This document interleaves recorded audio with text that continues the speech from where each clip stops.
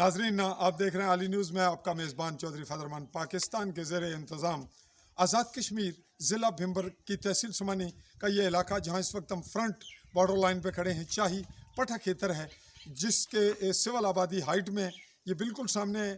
باقی آبادی آگے بھی ہے سول، لیکن وہ ذرا ڈھلوان میں ہے. ناظرین، یہاں ایک پہلا واقعہ شہادت کا ہوا. نام سعیدہ بی بی اور زوجہ صابر. 29 مئی 1999 شام 5-7 بجے کے واقعہ ہے.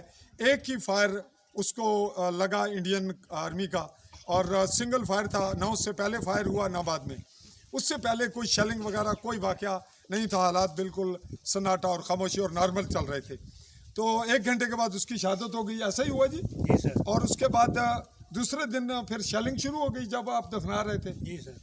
مارٹر شیلنگ اس دن شروع ہوئی 30 مئی 1999 کو. جی سر. تو آپ کا ناظرین، ان کا جو بڑا بیٹا ہے اس کا نام ابرار ہے. اس وقت وہ فارن میں، اس وقت وہ 7 سال کا تھا. اور جو چھوٹی بیٹی نوشی، اس کی عمر 6 سال تھی. اور سب سے چھوٹی بیٹی اس کی عمر صرف 6 ماہ اور چند دن تھی جب اس کی ماں کو شہادت نصیب ہوئی. اور پھر ان کا بیٹا انڈین بم جو بلائنڈ بم تھا، وہ اسکول ٹائم تھا، اس دوران وہ بم بلاسٹ ہو گیا اور وہ موقع پہ شہید ہو گیا. اس کا نام ساجد ولد محمد اکبر، آپ کے بیٹے کا نام. جی سر. اس کی شہادت کس تاریخ کو ہوئی؟ 25 اپریل 2006 کو.